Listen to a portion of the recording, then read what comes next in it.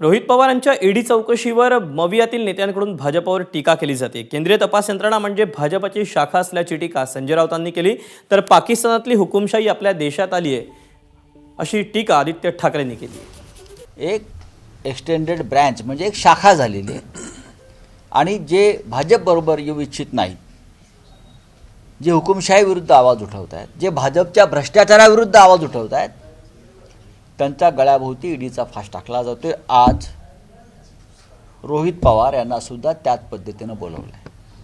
रोहित पवार यांना चौकशी एखाद्या प्रकरणात करण्याचा जरूर अधिकार आहे यांची, पण ज्या पद्धतीनं तुम्ही हे करताय, या देशात जे चालू आहे ते अत्यंत घृणास्पद।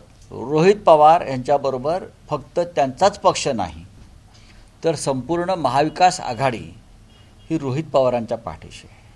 मुख्य गोष्ट हीच आहे, आपण सूरज चव्हाण यांच्या पण केसमध्ये पाहिलं असेल, न्याय आम्ही ह्याच्यासाठीच मागतोय कारण जे कंपनीचे मालक आहेत ते मिंदी गटात नेते झालेत म्हणून त्यांना बोलवलं नाही ईडीनी, पण सूरज चव्हाण ज्यांना कर्मचारी आहेत त्या कंपनीमध्ये त्यांना बोलवलं ईडीनी।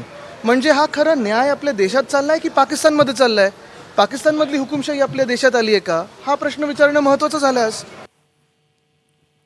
त्यामुळे संजय राऊत आणि आदित्य ठाकरेंची आपण ही प्रतिक्रिया पाहिली आणि आपण ही आता दृश्य पाहतोय राष्ट्रवादी काँग्रेसच्या कार्यालयाच्या बाहेरची, जिथे सुप्रिया सुळे देखील बाहेर आपल्या कार्यकर्त्यांसमवेत बसलेल्या आहेत। सकाळी 10:30 वाजल्यापासून या सगळ्याची सुरुवात झालेली आहे। रोहित पवारांच्या ईडी चौकशीला बारामती ॲग्रो प्रकरणी ही आता चौकशी केली जाते, तर जे कार्यकर्ते आहेत ते देखील रोहित पवारांना समर्थन देण्यासाठी रस्त्यावर ठाण मांडून बसलेले आहेत। काही कार्यकर्ते देखील ईडीच्या कार्यालयाच्या बाहेर आहेत आणि जोवर आमचा नेता बाहेर येत नाही तोपर्यंत आम्ही शांत बसणार नाही असा पवित्रा या सगळ्या कार्यकर्त्यांनी घेतलेला आहे।